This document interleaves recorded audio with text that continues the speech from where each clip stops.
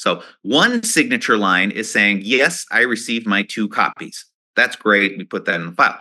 But then sometimes there is a signature line that says, I exercise my right to rescind. And so they can sign that and send it back in order to exercise their right to rescind. Okay, well, now we've got 2 signatures there. Make sure they're signed in the right box. They're in the room with you, so hopefully you can get them to sign the accepting one appropriately. But then sometimes, because what we're going to find out is you can't disperse funds until the right of rescission period is over and you are comfortable that the customer didn't rescind. So some forms, they have a form on there where they say, okay, sign it if you, at the end of the rescission period, if you are not going to rescind, sign this and send it back to us. Okay. Now I understand the purpose of that third signature. It's so you can demonstrate, yes, we're comfortable that they didn't rescind. Oh, by the way, here's a signed thing where they said we didn't rescind. Here's the problem with those 3 signatures. What happens if the customer signs the wrong line? Okay. They didn't intend to rescind. They just signed the wrong line that says, I exercise my right to rescind, and they send that back in. Well, now you have a big problem in your file, right? You don't want to not notice that, because let's say they sign the wrong line, and then a few years later they come back and they want to sue the bank and say, no, I exercised my right to rescind. You shouldn't be trying to foreclose on my house now. So just keep in mind, if you have multiple signatures, it just opens up the possibility for mistakes. And if mistakes happen, like they often do, you need to make sure you catch them and you correct them immediately. Otherwise, you could have a big problem on your hands. So I like the first signature line demonstrating that you provided the documents. Those second 2 lines, you just know that there might be some additional risk that comes along with those if you have some potential confusion on 2 signature lines there, and that you have a process in place to be looking for that. Again, there are several appropriate notices that you need to be aware of, and I've got examples of the standard notices that are out there because the notices are slightly different depending on the lending scenario. So, for instance, there are 2 notices that are the standards for closed-end lending, and those are on page. Those are Appendix H. H8 and H9, and we've actually got them in your materials. It's pages 10 and 11. You can take a look at those, but one's the general form that's out there, and then the other one is a refinance by the same lender, but maybe you're adding some additional funds on there, so you'll have that other notice that's out there. Okay, and then there are a slew of open-end notices that are out there. So if you look at letter B on page 9, when you're opening a new open-end account, there's a specific notice that goes with that. If you have it set up where every transaction, in every transaction they get the right to rescind, there's a special notice for that. I don't know why you would do that, but maybe you've got it set up that way. Just know that the notice will be slightly different. If you're increasing the credit limit, so let's say I have a HELOC and it was a $10,000 HELOC, but we're going to up it to maybe $25,000. Well, I'm going to now have the right to rescind for that additional amount. There's a separate notice for that. If I'm going to be adding the security interest, so now I'm going to add my principal dwelling to the loan, there's a special notice for that. And then increasing the credit limit on page 16. So if you flip to page 10, you can see there's the different sections, how it's broken down. The top left column, that's where you let them know you're taking the security interest. There's the right of rescission description right under that. It discusses the effects or what happens if you exercise your right to rescind.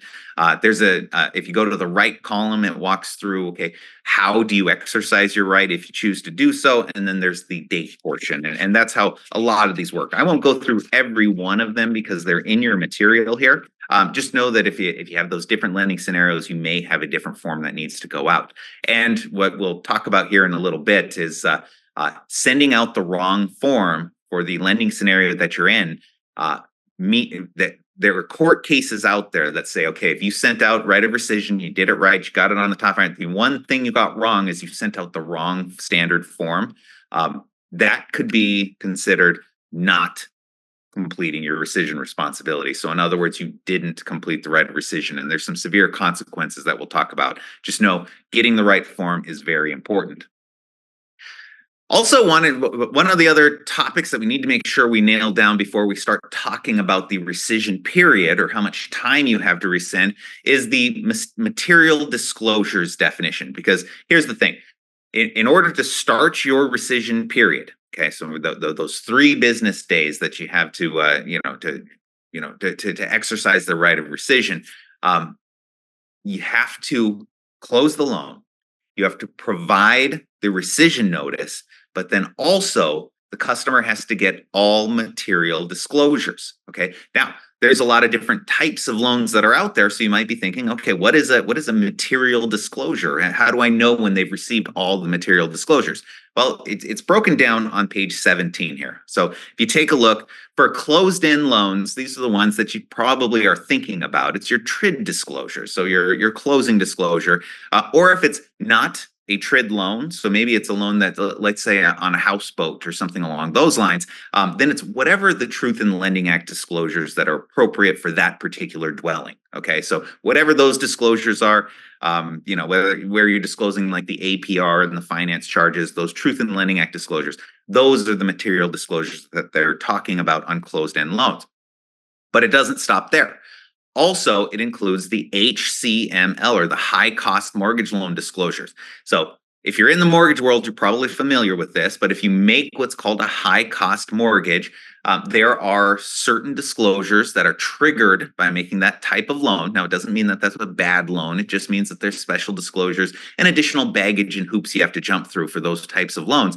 But that disclosure that comes along with HCML is another material disclosure for the purposes of rescission. So let's say you close the loan and you forgot to give them the high cost mortgage loan disclosure, and so maybe you run it out to them 2 days down the line.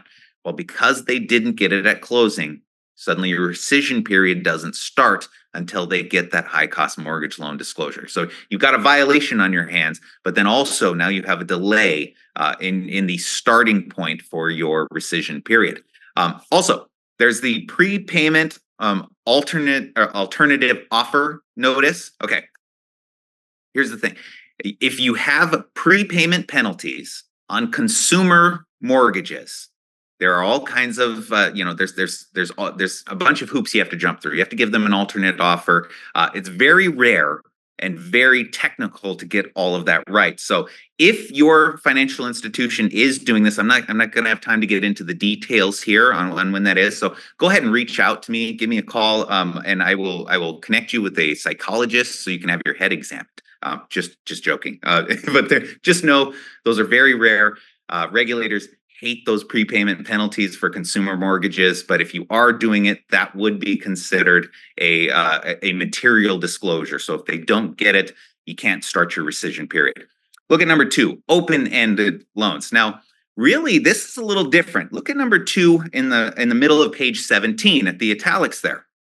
This is when they received certain bits of information. Okay. And if you look, these are the Truth in Lending Act required disclosures. So finance charge, the balance on which the finance charge is calculated. Most of this, if you're doing like a HELOC or something along those lines, typically this is found in the note itself. Okay. So it's the note itself. It is not the HELOC program disclosure. That's not considered the material disclosure that they're talking about here. It is the disclosure that's, of all of this information that is probably in your HELOC note. Okay. So if you, those early HELOC disclosures aren't what they're talking about here. Okay. It's typically in your note. Look at number 3. What if you have multiple consumers? Well, each disclose, first off, all of the consumers, they have an individual right to rescind. Okay. That means they get the notice and they can rescind independently. So let's say you want to demonstrate that you're comfortable that they didn't exercise their right to rescind. So you pick up the phone, and you talk to somebody. Maybe it's the day after rescission period has ended, and so you get on the phone and you talk to the principal borrower, and they say, "Yeah, no, we're good to go here. Send me my money." But then in the mail, 2 days later, one of the other consumers had dropped in the mail. They had sent the right to rescind, and you get it in the mail after that telephone call. Okay, maybe that afternoon, you pick up the phone, you talk to them, they say, "We're good to go." And then in the mail that day, one of the other customers exercised their right to rescind. That's fair game. Everybody has their own individual right to rescind. So just talking to one consumer doesn't necessarily get you over that hurdle. So keep that in mind. And that's why each one of them has to get 2 copies of your rescission notice. So make sure that you don't get tripped up on that, because not all borrowers are on the same page all the time.